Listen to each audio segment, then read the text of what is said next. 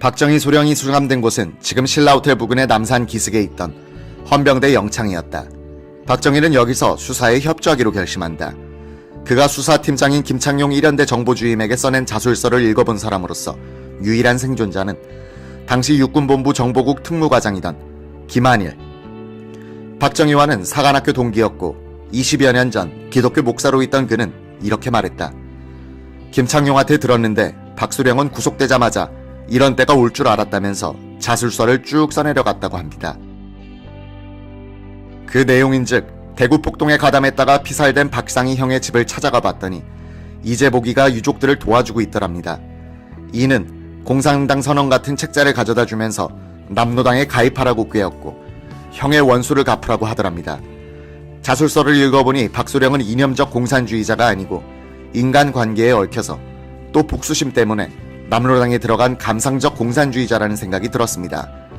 박정희는 자신이 알고 있는 군내 남로당 조직원들의 이름들을 많이 털어놓았다. 특히 박수령이 중대장으로 1년 남짓 근무했던 사관학교 내의 남로당 세포에 대해 많은 정보를 제공했다고 한다. 박정희와 친밀했던 육군본부 정보국 전투정보과 김점곤 과장은 김창룡 소령을 따로 불러 때리지 말고 수사하라고 부탁했다고 한다. 그러나 박정희는 혹독한 고문을 받았다. 자술서를 잘 썼다고 해서 얌전하게 대접하면서 수사를 할 수 있는 분위기가 아니었다. 그해 4월 3일부터 시작된 제주도 폭동과 여순 14연대 반란 사건을 통해서 군내 좌익이 저지른 동료 군인들에 대한 학살은 많은 수사관들을 난폭하게 만들었다. 수군 수사의 기본 성격은 숙청이었다. 적법 절차와 인도주의가 낄 수 있는 여지는 좁았다. 박정희는 헌병대 영창에서 한동안 있다가 서대문 형무소로 넘어갔다. 여기에는 전군에서 붙들려온 수군 피의자 1000여 명이 건물 2개동에 수용돼 있었다. 김창룡은 형무소에서 방을 빌려 상주하면서 신문을 벌이고 있었다. 박정희 소령과 같은 무렵에 구속된 김도영은 김창룡의 조사실로 불려갔다. 김창룡 소령, 이한진 대위 등 수사관들과 마주하게 되었다. 한 구석에서 누군가가 전기 고문을 받으면서 비명을 지르고 있었다. 박정희였다. 너도 불지 않으면 저렇게 된다. 고 겁을 주기 위해서 고문하는 것 같았다. 김소령을 신문하던 사람이 너 이러다간 죽으니 우선 아무나 대고 재판받을 때 부인하라고 충고했다. 김소령은 우선 살고 보자는 생각에서 같은 연대의 장교 2사람을 찍었다. 이 둘은 구속돼 조사를 받고 풀려났다. 김소령도 재판에서 무죄를 선고받고 석방되자마자 공비토벌에 투입됐다. 경인지구부대의 숙군 책임자는 특별부대 정보처장 차오성 소령. 그는 서대문 형무소에서 김창룡의 조사실 옆방을 쓰고 있었다. 어느 날 김창룡 방에 들어갔더니 박정희 소령이 우두커니 혼자 앉아 있었다. 차 소령은 친면이 있는 그에게 말했다. 박형, 이왕 자백하려면 깨끗이 털어놓으세요. 솔직히 불어야 속도 후련해질 것이오. 너무 걱정 마시오. 박정희는 이미 다 털어놓았다고 대답했다. 박정희를 신문한 사람은 일제시대 학병 출신으로서 힘이 장사인 이한진 대위. 그는 사관학교 5기생으로서 당시 중대장 박정희와는 사제지간이었다. 박정희와 육사 동기이고 그와 친하다가 최남근에게 포섭될 뻔했던 한웅진 대위는 이즈음 박정희를 면회간 적이 있었다. 박정희와 육사 동기이고 그와 친하다가 최남근에게 포섭될 뻔했던 한웅진 대위는 이즈음 박정희를 면회간 적이 있었다. 박정희는 처참한 몰골이었다.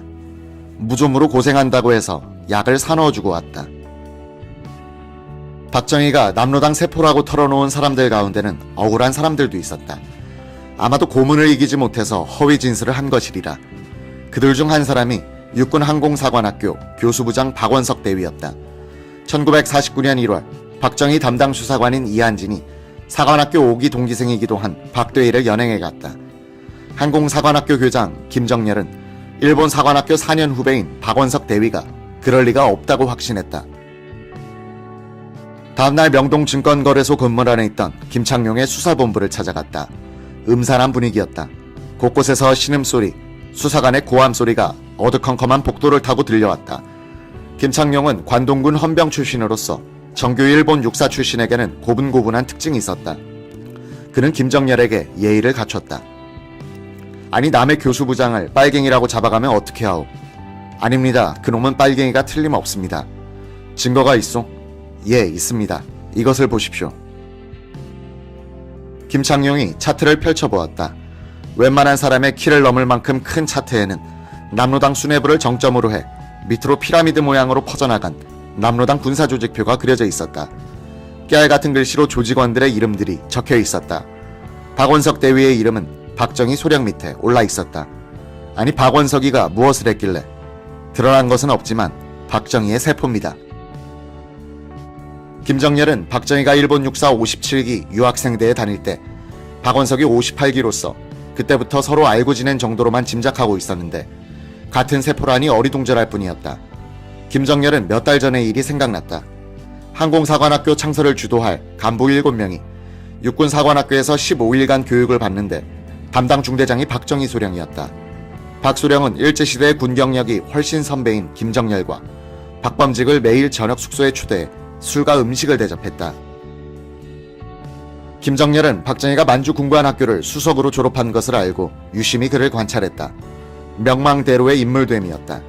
그런데 그가 좌익이라니. 김정렬이 박원석은 물론이고 박정희 소령도 내가 보기엔 빨갱이가 아닌 것 같은데 라고 했더니 김창룡은 아닙니다. 그는 확실합니다. 라고 자신있게 대답했다. 김정렬 교장이 가만히 생각해보니 박원석 교수부장을 구해내려면 상선으로 되어 있는 박정희의 무고함을 증명하면 될 것 같았다.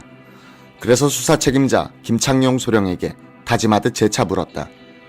만약 박정희 소령이 빨갱이가 아니라는 것이 입증돼 풀려나온다면 어떻게 하겠소?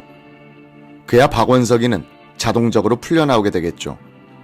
박정희가 빨갱이가 아니면 박원석은 그저 나오는 것이요. 예, 그렇습니다. 김정렬은 육군 참모차장이던 정일관 대령을 찾아갔다. 만주군 후배인 박정희가 빨갱이로 몰려있으니 살려내라는 식으로 다그쳤다. 지금 김창룡이가 나까지 빨갱이로 보고 나를 못 잡아서 안달인데 내가 어떻게 하겠소? 아니, 그게 무슨 소리요? 참모차장인데 한번 따져볼 수는 있지 않습니까? 아이고, 김창룡이 이야기는 하지도 마시오. 김정렬은 백선엽 6본 정보국장을 찾아갔다. 백 대령은 수군 수사의 총책임자였다. 백선엽 대령도 김정렬의 구명 요청에 대해 난색을 보였다. 그도 형님, 말도 마십시오. 김창룡이는 지금 나를 잡아넣지 못해서 안달입니다. 라고 하더란 것이다. 이에 대해서 백선엽 전 육군 대장은 김정렬 씨가 와서 박원석 대위를 선처해달라고 말한 적은 있지만 박정희에 관한 언급은 없었다. 김창룡은 나의 지시를 잘 따르는 부하였다고 말했다. 김정렬은 일본 육사 5기 선배인 최병덕 준장의 서울 용산구 가로알동 자택을 찾아갔다. 그는 지금의 합참의장에 해당하는 국방부 참모총장으로 있었다. 김정렬 교장의 말을 듣더니 최병덕은 즉시 김창룡을 불렀다. 김정렬은 다른 방으로 피했다. 김창룡과 이야기를 나누고 돌려보낸 뒤 최병덕은 김정렬을 다시 불러 이렇게 말했다. 김창룡이가 말하기를 박정희가 남로당 뿌락치인 것은 확실한데 풀어줄 길은 있다고 하는구만. 김창룡이 제시한 살릴 길은 이러했다. 수사관들이 공산주의자들을 잡으러 갈 때 10번만 박정희 소령을 앞세우고 동행한다. 만약 박정희가 남로당 세포가 아니면 아무런 거리낌 없이 여기에 협력해 누명을 벗을 것이오. 그가 공산주의자라 하더라도 10번을 배신하게 만들면 그 세계에서 영원히 추방돼 전향하지 않을 수 없을 것이다. 설명을 마치자 최병덕은 김정렬에게 물었다. 박정희 소령이 거기에 응해줄지 몰라. 아, 그거야 물론 당연히 응하겠죠. 다음날 일찍 김정렬은 다시 김창룡을 찾아갔다. 박정희가 적극적으로 협력하겠다고 말했다는 것이다. 그 일을 하는 데는 한 보름이 걸릴 것이라고 했다. 김창룡이 아무리 수군 수사의 실력자라고 해도 박정희를 마음대로 풀어줄 수는 없었다. 절차를 밟아야 했다. 전국적 규모로 벌어지고 있던 수군 수사를 총괄하고 있던 것은 6번 정보국 특무과장 김한일 소령이었다. 이 특무과는 SIS라 불렸다. 이 과는 곧 육군 특무대로 확대되고 이 부대가 방첩대, 보안사령부로 바뀌면서 두 대통령, 두 정보부장을 배출하는 등 한국 현대사를 주름잡는 권력기관으로서 역사의 전환기마다 중심적 역할을 하게 된다. 김한일은 김창룡이 박정희를 살려주자고 하자 그를 지금의 조선호텔 근방에 있던 특무과 사무실로 불러 직접 신문했다. 그는 자포자기도 하지 않았지만 그렇다고 특별히 생에 애착이 있는 것 같지도 않았습니다. 의식적으로 태어난 척하는 것도 아니고 그래서 내가 백선엽 국장에게 살려주자는 제의를 했습니다. 자기 조직을 털어놓은 공산주의자는 거세된 환관과 같아 풀어주어도 안심할 수 있다고 판단한 겁니다. 백선엽 국장은 김한일의 건의를 받아들여 박수령을 면담하기로 했다. 김한일이 수갑을 찬 박정희를 데리고 정보국장실로 들어와서 백 국장 옆에 앉았다. 백선엽은 석 달 전 여순 14연대 반란군 토벌사령부의 참모장일 때 박정희 소령을 작전 장교로 데리고 있었다. 마주 앉은 박정희의 모습은 처연했다. 생사의 기로에 선 한 연약한 인간이 생명을 애원하는 순수한 모습. 그것이 백선엽을 움직였다. 그는 저를 도와주십시오 라며 백선엽 국장에게 애원조로 말했다. 백선엽은 박정희의 그 말에 무심코 도와드리지요 라고 대답하고 말았다. 백선엽 장군은 지금도 그 결정적인 말이 무심코 나왔다고 또렷이 기억하고 있었다. 그 말이 결국 그를 살린 것입니다. 도와주겠다고 약속해놓고는 어떻게 살리나 하고 고민을 많이 했습니다. 통수계통을 따라 재가를 받아야 했으니까요. 그분이 살아난 것은 간단합니다. 저와 직접 대면했기 때문입니다. 수군 수사 책임자인 저에게 아무도 박정희를 살려달라고 부탁하지 않았습니다. 당시 무서운 수사 선풍이 불고 있어 누구도 감히 저에게 그런 말을 할 수 없을 때였습니다. 제 앞에 앉아있던 그분의 측은한 모습, 거기에 저의 마음이 움직인 겁니다. 개인적 친분으로 친다면 최남근 중령이야말로 백선엽이 구해야 할 인물이었다. 최남근은 봉천군관학교 선배이고 간도특설대에서 같이 근무했으며 함께 38선을 넘어와 같은 날 임관해 군번도 백선엽 바로 앞이었다. 그런 백선엽은 수군 수사가 시작되자 잠적한 최남근을 체포하라는 명령을 내리는 입장이 되었다. 김한일의 기억에 따르면 김창룡이 박정희 구명사유서를 겸한 신원 보증서를 적어 자신과 함께 백선엽 국장에게 갔다고 한다. 백 국장은 너희들도 여기에 도장을 찍어 라고 해 세 사람이 박정희의 신원 보증인이 됐다. 붉은색 안경을 쓰고 세상을 보던 저승자자 같은 김창룡이 박정희를 살렸다는 것. 우리 현대사의 뒤안길에서 벌어졌던 수많은 기구한 인연 중에 하나다. 7사단장 시절 박정희 준장의 법무참모는 박 대통령 밑에서 법무장관과 중앙정보부장을 지낸 신직수 중령이었다. 군법회의는 양곡관리 관련자들에게 중형을 선고했다. 군법회의의 선고는 지휘관이 그 형량을 확인해야 발효된다. 7사단장 박정희는 한 달이 지나도록 결재를 미루었다. 하루는 참모들과 만나서 다른 이야기를 나누던 그가 고민스러운 표정으로 이렇게 입을 여는 것이었다. 내가 이중령이 빼먹었다는 양곡 400가마의 내역을 보니까 저 혼자 먹은 것은 얼마 안 되더군. 거의 다 뜯기고 상관들에게 바친 것이야. 아마도 내가 그동안 부대에서 가져다 쓴 양곡도 다 합치면 꽤 될 거야. 그런 이중령을 감옥에 보내자니 가슴이 맺히는군. 군수참모 윤필용 중령이 각하의 고민을 잘 알겠습니다. 어떻게 선처할까요? 라고 물었다. 이중령이 집을 팔든지 해서 변상시키고 파면만 시키는 것이 어떨까? 윤필용에 따르면 당시 양곡을 부대에서 떼먹는 일은 구조화되어 있었다고 한다. 그때 장교들 월급으로는 담뱃값도 못 될 정도였습니다. 장병 급식용 양곡에서 쌀을 빼내가는 관행이 생기지 않을 수 없었습니다. 쌀가마가 여러 단계를 거치는 과정에서 축이나 막상 사병에게 전달될 때는 쌀가마니를 한 손으로 들 수 있을 정도였습니다. 대부분의 사단장들은 눈 감아줄 테니 알아서 하라는 식이었습니다. 그 말 속에는 재수없이 발각되면 난 책임지지 않겠다는 뜻이 들어있었죠. 박 사단장은 이 문제를 양성화했습니다. 쌀 한 가마에 2kg씩 떼내도록 했습니다. 1kg은 사단 운영비나 장교들에 대한 생활 보조금으로 쓰고 나머지는 병참부장에게 모아줘 결손이 난 양곡을 보충하도록 했습니다. 1958년 3월 박정희 7사단장은 소장으로 진급했다. 이때도 생명의 은인 백선엽 육군참모총장의 도움이 있었다.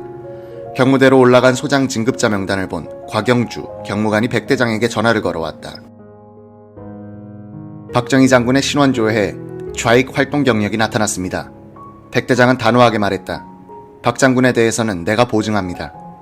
박정희는 숙군에 걸려 1년 남짓한 공백이 생겼지만 육사 2기생 가운데는 가장 먼저 소장으로 진급했다. 백선엽, 장도영, 송효창 같은 군 수뇌부 인사들이 그의 인관됨을 이해하고 덮어주고 끌어주었기 때문이다. 박정희는 사람을 대할 때 좋고 나쁘고가 너무 분명한 면이 있었다. 당시 직속상관은 오덕준 3군 단장이었는데 박정희는 그를 높게 평가하지 않았다. 어느 날 오덕준이 전속부관 한병기 대위에게 전화를 걸어 나 거기로 갈 테니 사단장과 점심 식사를 같이 하고 싶다고 전해줘 라고 했다. 박정희는 나 없다고 해 라고 했다. 한 대위가 다시 군단으로 전화를 걸었더니 군단장은 출발한 뒤였다. 박정희는 횡하니 사무실을 나가면서 내뱉었다. 참모장 보고 접대하라고 해. 7사단에 대한 국정감사가 있을 때였다. 여당인 자유당은 어물쩍 넘어가려고 하고 야당인 민주당 의원들은 사단장을 상대로 꼬치꼬치 따졌다. 감사가 끝난 뒤 부하들을 모아놓고 박정희는 자유당 의원들을 거명하면서 저것들이 무슨 국회의원이냐고 경멸투로 말했다. 그러면서 참모장더러 자유당 의원들을 접대하라고 시키고 자신은 이철승 등 야당 의원들을 모시고 나가 접대했다. 그 뒤로도 박정희는 이철승 의원을 좋아했고 이 의원도 박정희를 높게 평가했다. 1958년에 4대 총선 때 청년 정치인 김대중은 7사단이 있는 인제 선거구에 민주당 후보로 등록하려고 했으나 관건의 방해를 받아 무소속 후보로 출마해 자유당 후보와 맞섰다. 이때 우연히도 인제의 박 대통령이 7사단장으로 주재하고 있었다. 당시 그와 부정선거와는 관계가 없던 것이지만 난 정부와 여당의 소행이 너무나도 괘씸해서 이 같은 실상을 그에게 호소해보려고 군청에서 20m쯤 떨어진 사단장 관사를 찾아갔다. 박 사단장은 부재 중이어서 만나지 못했지만 그 뒤로 박정희가 죽을 때까지 두 사람 사이의 1대1 대면은 한 번도 없었다. 1958년 5월 박정희는 서울의 충현동에서 신당동으로 이사했다. 대지 100평, 건평 30평쯤 되는 일본식 단층집이었다. 이 집을 사는 데 든 450만 환을 만드는 데는 7사단의 연대장들과 포병단장이 도움을 주었다고 한다. 박정희는 사단장 정보비가 나오면 참모들에게 나눠주었다. 자기 가정의 생계에 대해서는 무책임할 정도로 무관심했다. 참모 중 한 사람이 독일산 사냥개 와이마르너 암컷을 유경수에게 줬다. 유경수는 이 개를 키워 새끼를 낳으면 시장에 내다 팔아 생활비에 보탰다. 윤필용 중령이 저 개가 새끼를 낳으면 한 마리 주세요 라고 미리 부탁을 해놓았는데도 다 팔아버리더라고 한다.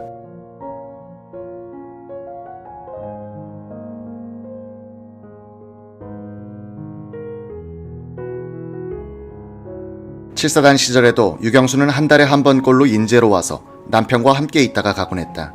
부부싸움을 하고 헤어지는 경우가 덜어 있었다. 박정희의 여자 문제 때문이었다. 7사단의 어느 장교 아내가 유경수에게 그동안 있었던 사단장의 여성 편력을 고자질하곤 했다. 어느 날 그 장교 집에서 집들이 회식이 있었다. 윤필용 중령이 사단장을 모시러 갔다. 박정희는 퉁명스럽게 말했다. 난 안 가겠어. 그 옆에 내는 이상한 여자 아니야? 자기 남편 감시나 잘하지. 왜 남의 남편을 감독해? 1958년 10월 3일 박정희와 첫 부인 김호남 사이의 첫 딸 박재옥이 전속부관 한병기 대위와 결혼식을 올렸다.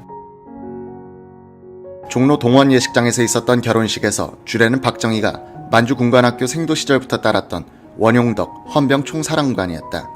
박정희는 이날 기분이 좋아 보였지만 한편으로는 착잡한 것 같았고 술을 많이 마셨다고 한다. 박재옥은 이부자리 한 채와 백금반지 하나가 혼수의 전부였다고 기억한다. 결혼식 의상도 따로 짓지 않고 한복으로 때웠다. 한병기는 반지도 구리로 하자고 했다. 보석으로 만들면 가난으로 팔아버릴 가능성이 있기 때문이란 것이었다. 이것만은 박재옥이 반대했다. 신혼부부는 경주로 여행을 갔다. 박재옥은 어머니가 경주에 살고 있다는 소식을 전해 들었기 때문에 혹시 만날 수 있을까 해서였다. 박정희 소장의 7사단은 설악산 일대를 관할 지역으로 하고 있었다. 대청봉 능선에서 파련대가 예비진지 공사를 하고 있었다. 예비진지란 제1선이 붕괴되었을 때 대비한 제2선의 차봉화, 교통호였다. 박정희는 어느 날 아침 회의를 하다가 팔연대장이 이 진지공사 현장에 한 번도 올라가 보지 않았다고 하자 화를 내더니 같이 가보자고 일어섰다. 박정희는 스페어 깡이라 불리던 20리터들이 야전철통 20개에다가 막걸리를 담아 들고 오게 했다. 사단장과 참모들은 설악산 등산을 시작했다. 정상 바로 아래서 반달곰을 발견하여 사살했다. 박정희는 곰고기를 삶아 먹도록 했는데 비릿한 맛이었다고 한다. 해발 1000m를 훨씬 넘는 고지에서 참호 공사를 하던 병사들은 사단장이 갖고 온 막걸리와 곰고기를 포식했다. 진지공사를 지휘하던 대대장이 박정희에게 보고했다.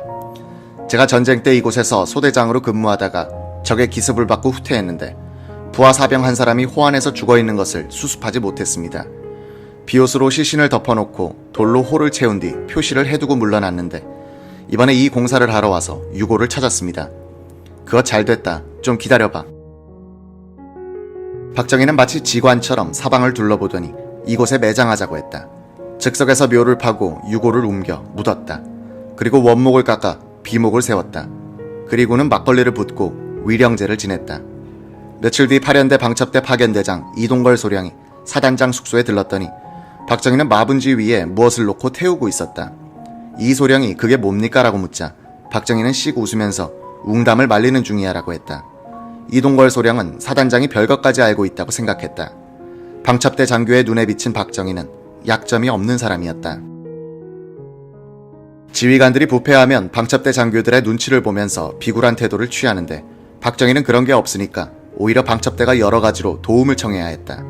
박정희는 포금을 하고 있었다. 술자리에서 엎혀 나오는 경우가 많았다.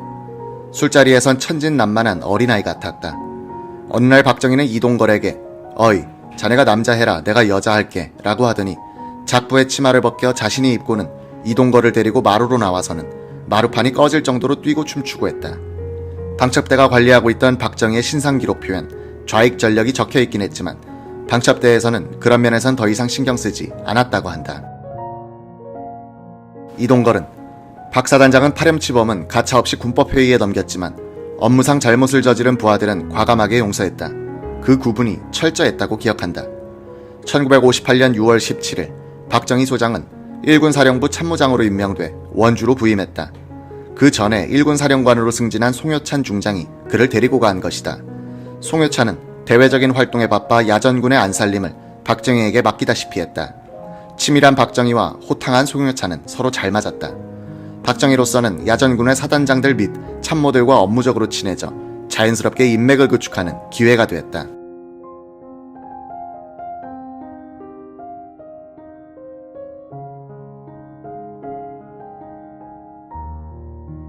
박정희 참모장 아래를 거쳐간 참모진은 인사 박경원, 작전 최태권, 작전 최명신, 정보 김용순 등이었다.